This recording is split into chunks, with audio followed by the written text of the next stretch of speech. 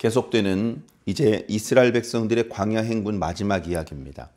지난 시간에도 말씀드렸던 것처럼 그들의 행군을 크게 네 가지로 나눈다면 첫 번째는 애굽에서 시내산까지고, 두 번째는 시내산에서 가데스까지, 세 번째는 가데스에서 호르산까지, 그리고 네 번째는 이제 호르산에서 애굽 땅 외부를 멀리 우회를 해서 모압 땅과 암몬 땅을 지나 이제 모압 평지까지 가는 이야기입니다. 이제 무리바 물 사건 이후에 이제 이스라엘 백성들을 애굽 가나안 땅으로 인도하기 위해서 모세는 이제 에돔 땅을 지나야 되겠다는 생각을 했고, 그리고 그 에돔 왕에게 편지를 썼습니다. 사절을 보낸 것이죠. 그래서 우리는 형제 민족입니다. 우리가 애굽에서 고생한 이야기를 다 들었을 것입니다. 이제 우리가 하나님께서 주시는 가나안 땅으로 가려고 하는데 이쪽 길이 막혀서 우리 에돔 땅을 통과해서 가려고 합니다. 에돔 사람들을 괴롭히거나 손해를 끼치지 않을 것입니다.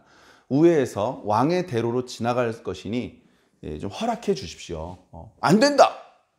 왜 안 된다 그러십니까? 혹시 저희가 실수로 여러분의 양식을 먹거나 물을 마시면 값을 내겠습니다. 그랬더니 응답을 하는 게 아니라 군대를 몰고 나옵니다. 그래서 그쪽 길도 좌절됐었죠. 그리고 그때로부터 에돔 땅 변경 이쪽 저쪽을 남과 북을 오르내리면서 38년 동안 방황을 했었다. 그런 말씀을 드렸습니다. 오늘 말씀 앞부분에는 조금 긍정적인 기사가 있고 뒷부분에는 조금 부정적인 기사가 있습니다. 앞부분에 나타나고 있는 기사를 보면 참 의미심장합니다. 자, 에돔 땅 변경을 에돔 땅 서쪽 그 경계선 바깥쪽 광야 지역을 남북으로 이렇게 왔다 갔다 하면서 방황을 하고 있는데, 그들이 이제 왔다 갔다 하다가 이번에 이제 북쪽으로 지나가는 그런 순간이었던 것 같습니다. 말씀을 보니까 네겝에 거주하는 가나안 사람이, 네겝이라고 하는 것은 남방이라는 뜻입니다. 이제 가나안 땅이 있죠.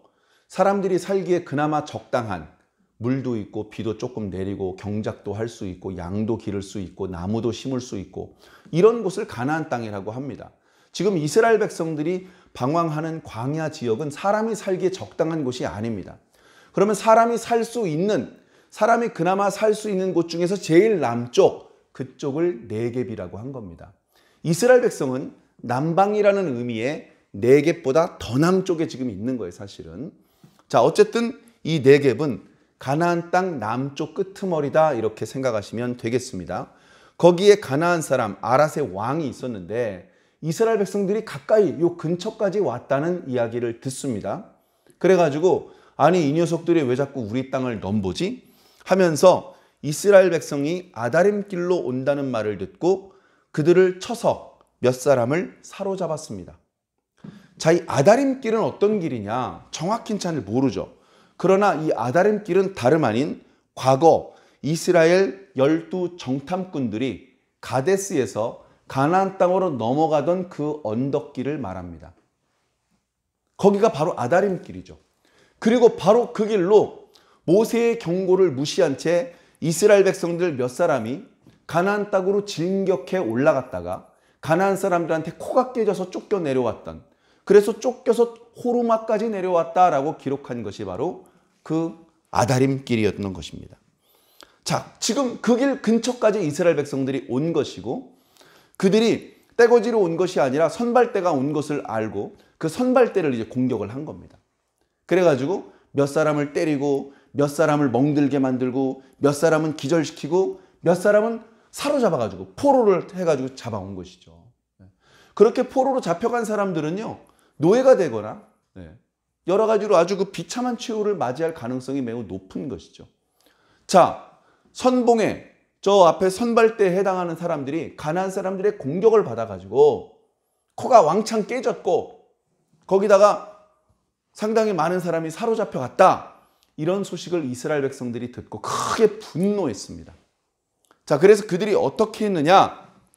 2절에 이스라엘이 여호와께 서원하여 이르되, 그냥 왜 또 지게 만들어? 원망했다는 말씀이 아닙니다. 서원했다는 것입니다. 서원은 이런 겁니다. 이렇게 해주시면 저렇게 하겠습니다.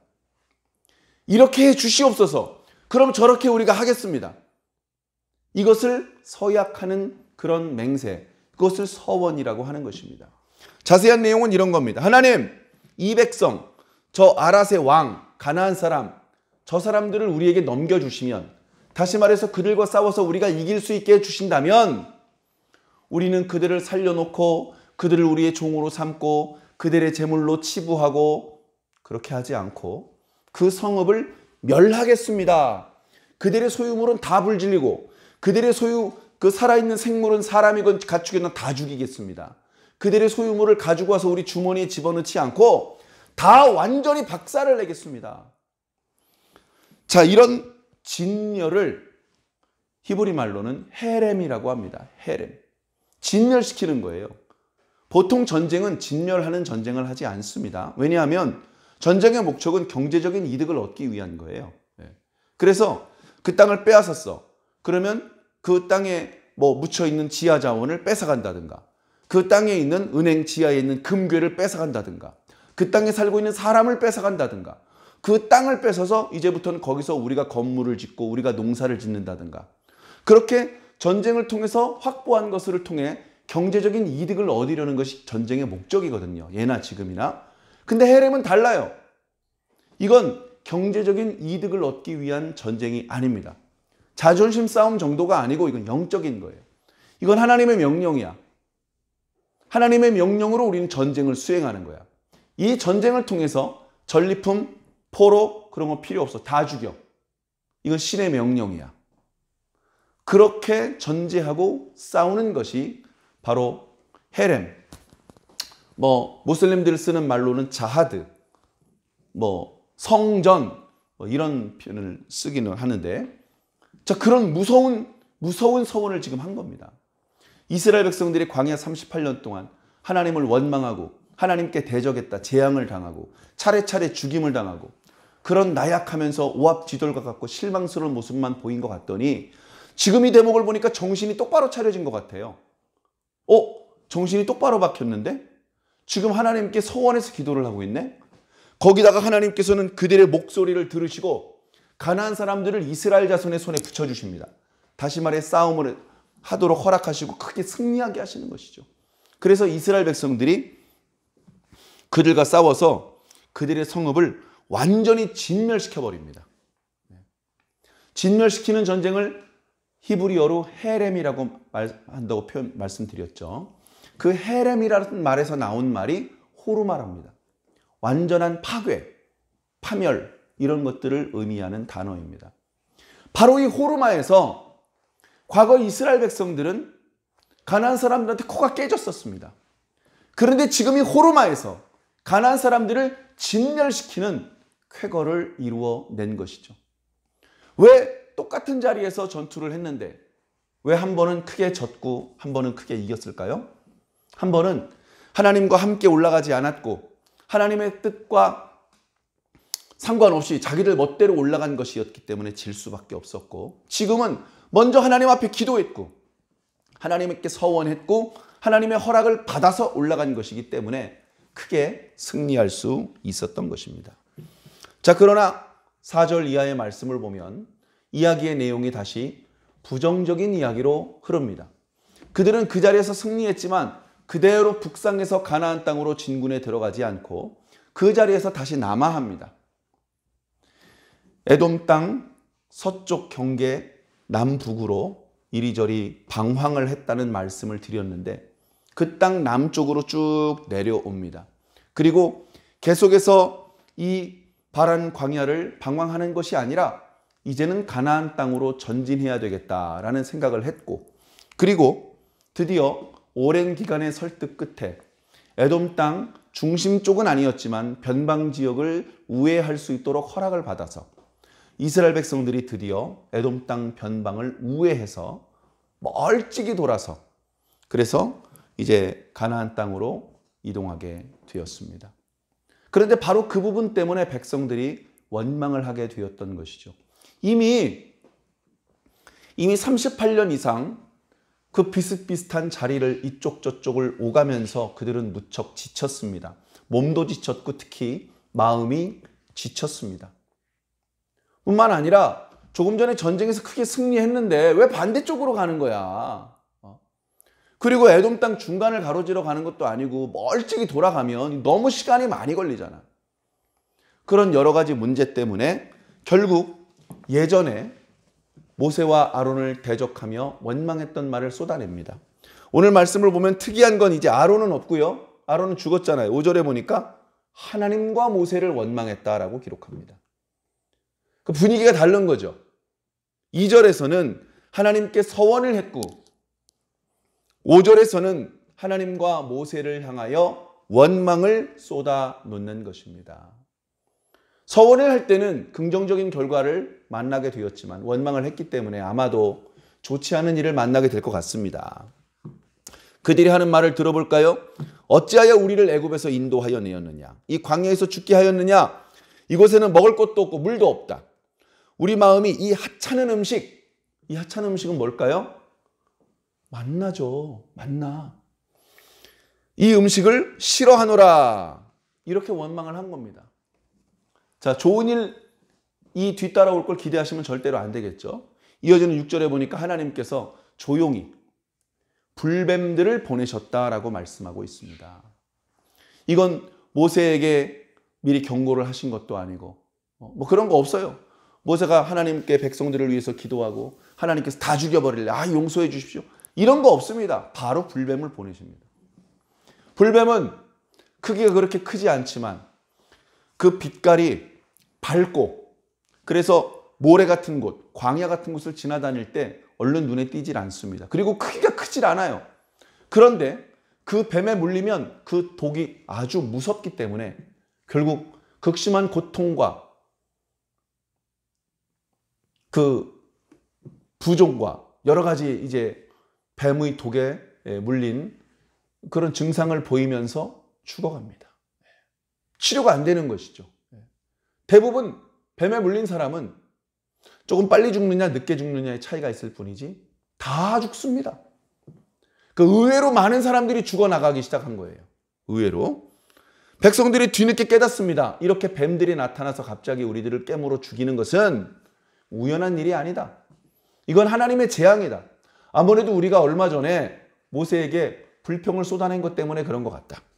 그래서 모세에게 하나님께 기도해 주십시오. 우리가 범죄했사오니 이 뱀이 우리를 떠나가게 해 주십시오. 그렇게 기도해 달라고 부탁을 했습니다. 모세는 그 부탁대로 백성을 위해서 기도합니다. 하나님께서는 모세의 기도를 들으시고 그 뱀에 물려서 죽는 재앙으로부터 어떻게 벗어나야 되는지에 대한 방법을 알려주시는데 조금은 독특한 방법을 알려주십니다. 구리로 뱀을 만들어서 장대 끝에 매달아서 높이 세워놓아라. 걱정할 거 없어. 뱀은 이제 사라질 거고 이미 물린 사람들 장대 끝에 매달아온 구리뱀을 보면 다 살 거야.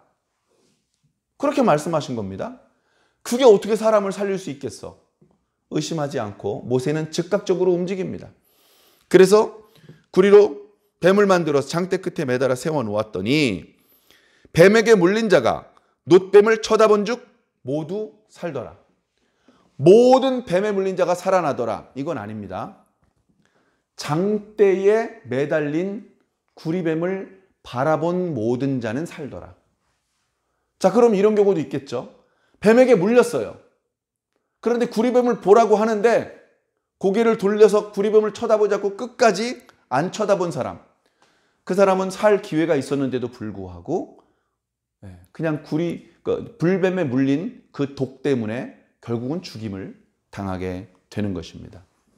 이것은 나중에 예수 그리스도께서 어떻게 죽으실 것인지, 그 예수 그리스도의 죽으심이 어떻게 많은 사람들을 구원시키는 것인지에 대한 상징적인 의미를 또한 내포하는 그런 말씀이 되기도 합니다.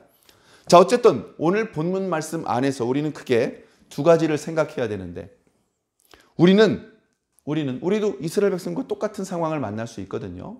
자, 이럴 때 우리는 서원할 것인가 원망할 것인가. 서원하는 상황에 얼마든지 원망할 수 있습니다.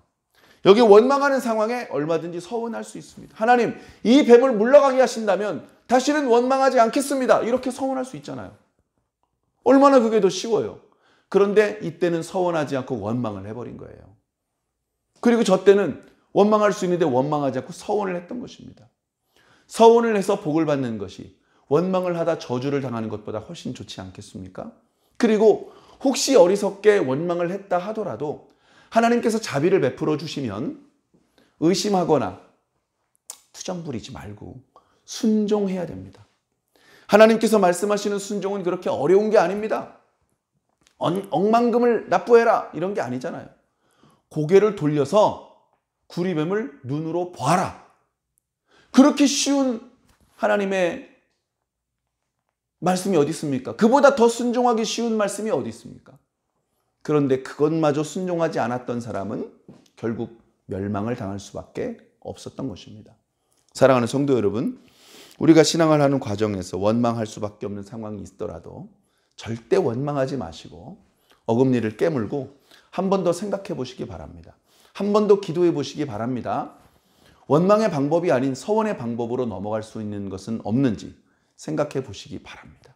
그리고 내 고집과 욕심대로 밀어붙이기보다는 하나님의 뜻대로 순종하는 것이 훨씬 좋은 방법이라는 것을 꼭 기억하셔서 항상 재앙이 우리 주변에 산재했지만 그 재앙을 만나지 말고 하나님께서 숨겨놓으신 축복을 만날 수 있는 저와 여러분들이 꼭 되기를 예수님 이름으로 간절히 축원합니다. 아멘.